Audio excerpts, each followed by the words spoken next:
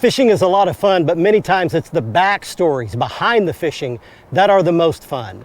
On this week's episode, we revisit a 37-year-old fishing story from a very familiar location. It's going to be a fun half hour, and I'm so glad you're with us. Let's Fish TV is on the air right now. That is a fish. Oh man, look at this. It's time for the only program that brings you real-time fishing reports from the Southeast region every week. Oh my gosh. Oh, look at that. Woo! This is Let's Fish. Hi everyone, I've been fishing on television as a career for more than 38 years now, and in that space of time, I've taped over 1,200 individual television episodes, first for our older Outdoor Trails series, now for Let's Fish TV with a couple of other names thrown in between. And in that space of time, I've probably spent as much time on this one body of water as any other over that whole 38-year space of time. I'd like to welcome you in just over my right shoulder to beautiful Lake Texoma.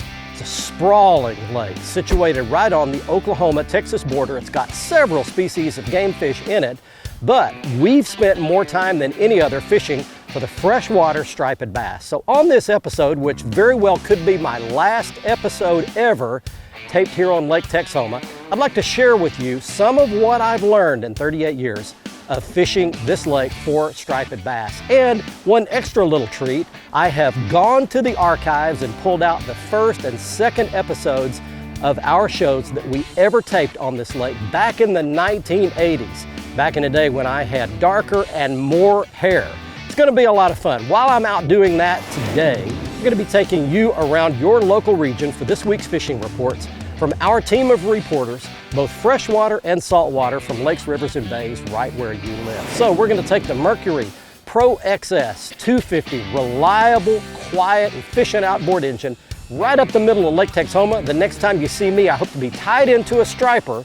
But right now, let's get everything started back at the studio and your weekend planner. Hello everyone, so great to see you again. Thanks for joining us. The Salooner tables are predicting fair game fish activity on Saturday and good activity on Sunday. Peak daytime hours begin around 9:39 on Saturday and 10:33 Sunday morning. The best nighttime fishing will begin around 10:04 on Saturday and 10:58 on Sunday evening. Depending on your area, expect the sun to rise around 7:38 and set around 6:48. Evenings will be very dark with a moon that's only 8% visible. Stay with us, we've got fishing reports from across the area on the way, and I'll return with catfishing expert Chad Ferguson, who stops by to answer your Ask the Pro question. There we go. There we go, straight down, pull and drag. Oh, they fight hard. Even though these aren't monsters, they do scream your drag a little bit. Ooh, that's a good one. Oh. As you can see, we've made it. We made it out on Lake Texoma. Swimming my net, he missed it. And here we go for starters. There's a striper. That's what we're fishing for. Well, there we go, spoon. And there is the opening striper for you right there. No monster, long and skinny, but a beautiful fish, a lot of good fight. And that one would be over 20 inches. We'll talk about the limits here on Texoma a little bit later, but I'm gonna let that fish go back. And I wanna get you set up on this lake in case you live in another part of the country and have not been to Texoma. The lake sits right on the Oklahoma-Texas border. It's formed by the Red River and the Washita Rivers where they come together. It's a pretty deep lake. It's got close to 100 foot of water down by the dam. The Red River Channel is what divides Oklahoma on the north from Texas on the south. The water here is pretty clear, so you do have to pay attention to the clarity of your line. You can't get away with great big braided line or something. You've got to have some fluorocarbon, some monofilament, something like that. Upper end is a little more off color. Lower end is more clear. It's got several different species of fish. It's a great smallmouth bass fishery, one of the best we have in the southwest part of the United States, but it's best known for its stripers.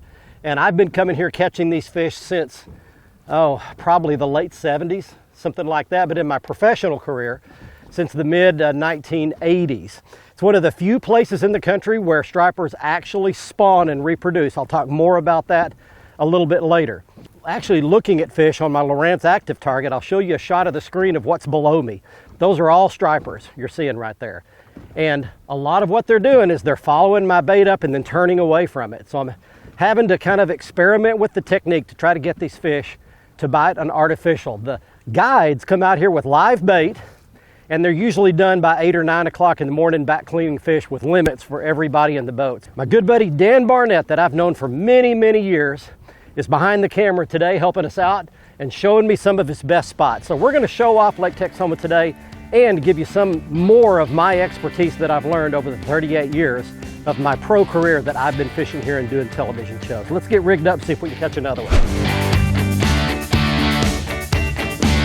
Hey y'all, welcome to my favorite part of the show, the Alabama, Mississippi, and Georgia Coastal Fishing Report. This segment's brought to you by me, Captain Patrick Garmison with Ugly Fishing. You can view all of my online booking and a few money-saving opportunities there on my homepage at uglyfishing.com. Garrett Ross from Miss Judy's Charters said that the bull red bite is in full swing. Using cut mullet along the channel edges on that outgoing tide is sure money for the bull reds. He said that the speckled trout bite's improving. Popping corks with live shrimp's getting that job done. He talked to Sonny Schindler over on Mississippi coast. He said that the speckled trout and the white trout bite is picking up around the oyster reefs, 4 to 6 feet of water. Popping corks and soft plastics is his best recommendation there. What about the Alabama report, Coop?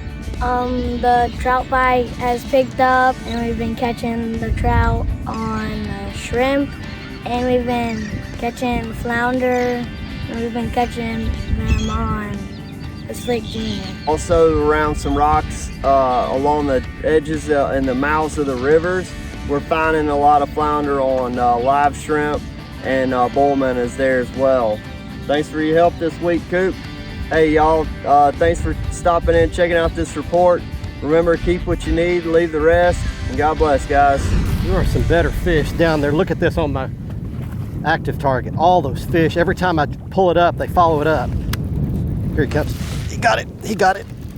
I watch those fish chase this bait up and then drop it back down on them.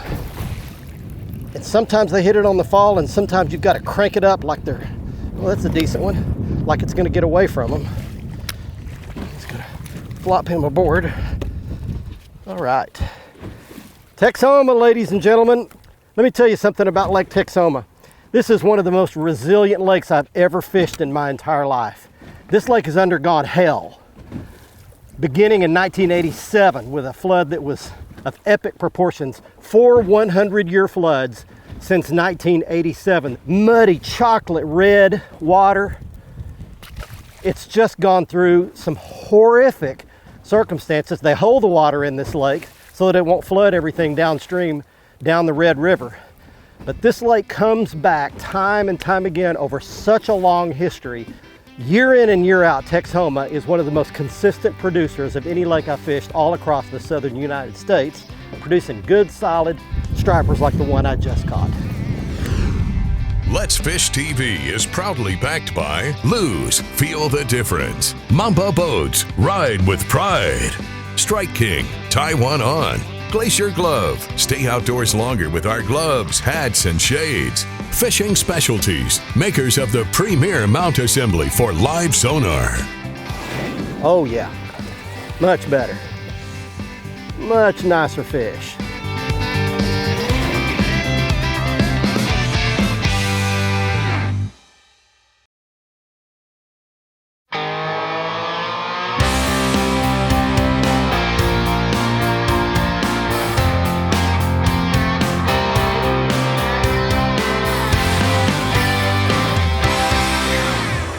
Got it. Oh, that's a bigger one.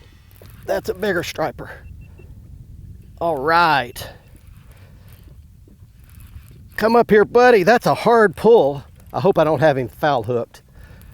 I hope he's hooked right in the mouth and he's just a better fish. Oh yeah, much better. Much nicer fish.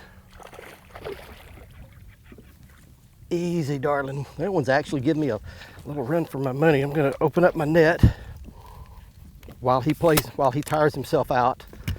We're on Texoma today, everybody. Catching striped bass. And there's a better one. All right, in here you come, buddy. I was trying to catch a better one. We've caught tons of fish today, by the way. I mean, numbers-wise, today's been an incredible day already. And I finally caught something with a little more shoulders on it for you, right there. Again, no monster by any stretch, but just a good, solid striper. And I mentioned about the reproduction of these fish. This is one of the few lakes in the country where these fish will actually spawn and reproduce themselves. They were stocked here originally in the mid-1970s, only twice, and then they took hold. They run up the Washita and Red Rivers, they spawn in the current, and they've reproduced here ever since. Now the numbers will vary from year to year, but they're always here. They've maintained this population throughout all these years, the 38 years that I've been fishing it. I'm gonna bring him right over here and slide him back in the water. That would be a definite over, one over 20 inches. But that's a long fish too. That fish is 25, 26 inches. I'm gonna tail him, and away she swims right back down there. I'm catching these fish today in 38 to 40 feet of water, and I'm watching them on my active target, my Lowrance active target, and I'm reeling that spoon up through them. So I fish for stripers all over the country, all the way to Georgia, Alabama, Tennessee, great striper fisheries over there. But they don't reproduce nearly as well, and they're stocked by wildlife departments, raised in hatcheries, stocked in all those lakes. But here at Texoma, they just don't need to. There are giant schools of thousands, tens of thousands stripers. In fact, yesterday evening, right at sundown, I'm telling you, 3 or 4 acres of fish came up just out in, you can see I'm out in the middle of the lake here. And 3 or 4 acres of fish came up just schooling all around me. Now they were little bitty stripers, little juveniles. But they were spawned here probably last year, came back down the lake. They've lived here all summer, and they're gonna follow the pattern. So it's a great reproducing lake, and one of the few in the country where they don't even need to stock them, they just reproduce themselves. Very interesting fact. I'll tell you something else about stripers coming up next, but I'm gonna get re-rigged up here and see if I can catch another one. Hey folks, it's time for your Carolinas Report. This week brought to you by Crazy Sister Marina. Hey, our leader in water sports along the Grand Strand, and everything that you want to do to live like a local. Visit crazysistermarina.com for more information. Let's stay here along the coast. I tell you, the storm came through. Ivan was terrible. We got a huge storm surge here in Murrells Inlet, Litchfield, Pawleys Island area in particular. There is a lot of debris floating along the coast. If you're going to get out and target those king mackerel or those big bull reds along the coastline, be sure to have a lookout, looking for that debris that's floating. Make sure you keep an eye out for that debris, but the fishing is great. The manheads are making that move. You've got kingfish, you've got redfish feeding on them. Get to those normal haunts. Georgetown, down in the river channel, Surfside, right off the beach in what we call Area 51. Some of the biggest redfish you're gonna find this time of the year right there, but also the flounder bite continues to be incredible. You're gonna find those big fish. In South Carolina, you can take them home. In North Carolina, they're a great fight. Remember, fish smarter, not harder, and keep that chaos organized. Let's Fish TV is proudly backed by Mercury. Go boldly. Lowrance, America's #1 fish finder. Gulf Shores and Orange Beach, Alabama. Plan or book your fishing charter at orangebeach.com. Motor Guides Tour Pro with GPS anchor, powered by Passion. Coastline Trailers, built by fishermen for fishermen.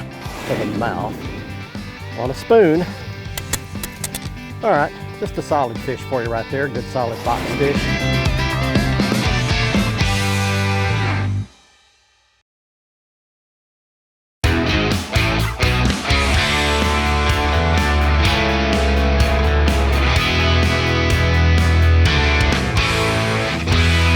Let it go back down. He's bumping it. He's bumping it. Reel.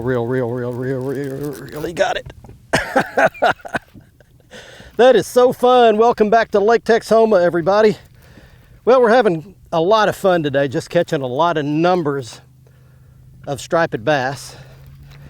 This one actually feels a little bit better than some of those others. There he comes. Little bit better. All right, I'll take it. I will take it. Okay. And he hooked it just where I like them to hook it, right in the top of the mouth on a spoon. All right, just a solid fish for you right there. Good solid box fish. You can keep 2 over 20 inches, and my good buddy Dan Barnett's behind the camera right there. How many under? 10. 10 under 20 and 2 over 20. There you go. 10 total. No more than 2 can be over 20 inches. I'm going to get it right sooner or later. That one might push 20 inches or so. Well, let me tell you something else. So I promised you some vintage video here, and this I'm going to try to keep from choking up here, because this is probably my last episode of television on this lake. Now, it won't be the last time I'm back, for sure. But out of all the 38 years I've done this, I've probably taped as many shows on this lake as I have anywhere in the country. And I've learned a lot about the striper fishing here, but I learned a lot the very first time I ever came here. And it was in the mid-1980s, around 85, 86. And a gentleman named Floyd Mabry brought me out here. You might recognize the name. He's a legend. He was the originator of the old Bomber Lure Company. Remember the old Bomber deep diving crankbait? That's what I grew up fishing. So he brought me out here in the mid-1980s and showed me how to catch them on what today would be called a swim jig. So there's Floyd, and he was already an older gentleman even by that time, and he's since passed away. But you can see him he got us on a school of stripers, and we just wore them out. One right after the next. You can see I had actual hair at the time, and it was actually dark and kind of long. It was a cold day, and we just wore the stripers out. Floyd is a pioneer in the striper fishing business, especially on Texoma. He is the single greatest legendary name of my lifetime on this lake, and I had the privilege of getting to fish with him the first time I ever came here. So there was the beginning of my Texoma career. Then the next year I actually came back out here. The lake was completely flooded. All the marinas were underwater, boat ramps underwater, and I brought John Dutton, who was a defensive tackle for the Dallas Cowboys, with me. He was drafted by the Baltimore Colts, played a few years for them, then came to the Cowboys, finished out his 14-year career with the Cowboys. But we caught a bunch of fish as well on very flooded conditions. Resiliency is the name of the game with this lake. It comes back every time. But even in a big flood, we caught some great fish. And in fact, we finished our day that day with one really big one. You can see us all gathered up there holding up that one good trophy fish that we caught. This lake has produced some really big stripers over its long history. But there's your look at some old mid-80s vintage video from the beginning of my career, the Outdoor Trails days. And we finish it up here today with the Let's Fish days, with 1,200 episodes of fishing television in between. A lot of fun, a lot of memories. Even one of my best memories with one of my longtime buddies, Dan Barnett, who guided here for 100 years. Good stuff right there from the 80s on Outdoor Trails, and a pretty nice striper nonetheless. Watch our latest episode or catch up on past episodes on our website at letsfishtv.com. Be sure to hit the subscribe button on our YouTube channel, like us on Facebook, and follow us on Twitter for new fishing videos every day. And download the free Waypoint TV app to get all the latest episodes every week on your phone, tablet, computer, or smart TV.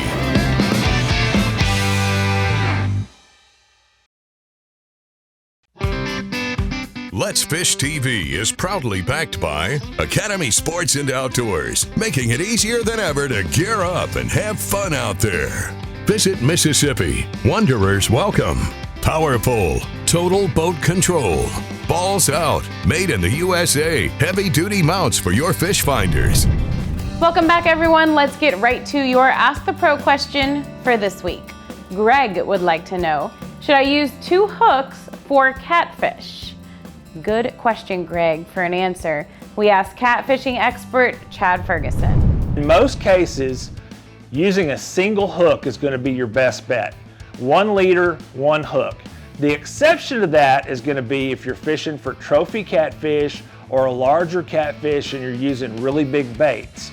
Oftentimes, what'll happen is the fish will bite, pull down, and then they'll let go.